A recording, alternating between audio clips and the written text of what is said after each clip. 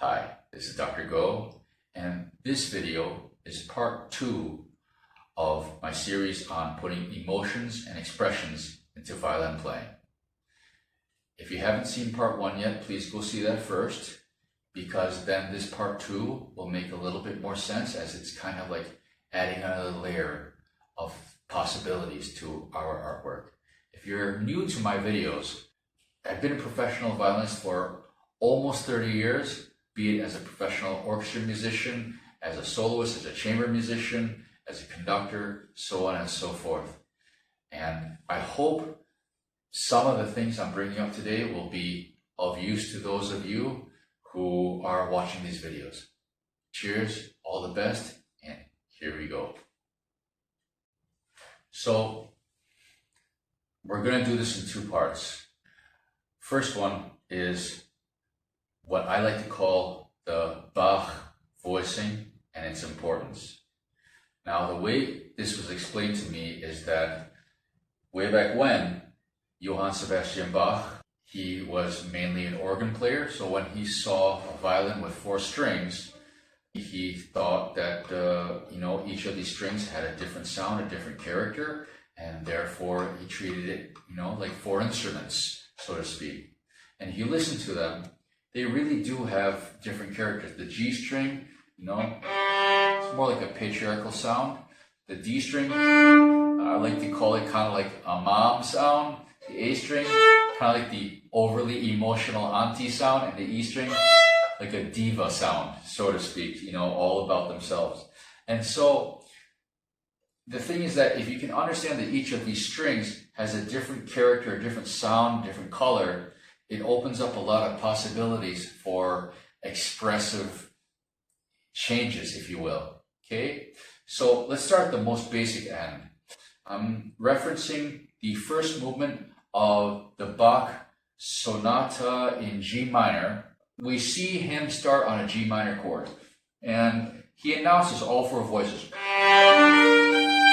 Okay, so we have all 4 voices singing along, and then he starts passing something. From here, he passes the scale.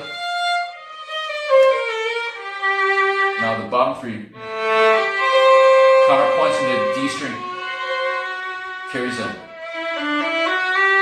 past the top 3 strings. A string continues the overly emotional ante. 4 voices, and we foreshadow that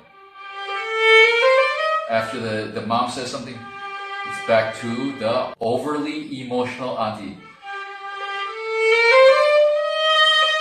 We get an idea of these different strings having different characters.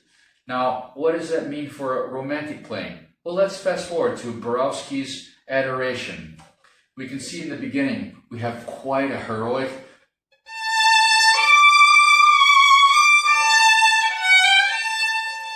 and we get this thing transition to the A string.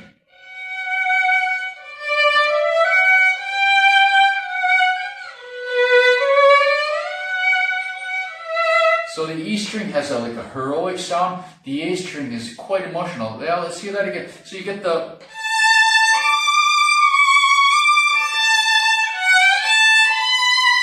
it's quite heroic, it's big, it's unapologetic. Then you have,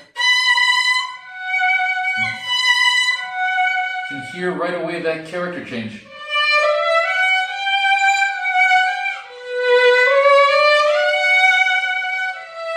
So once you can understand that the expressions can change, the way we shift.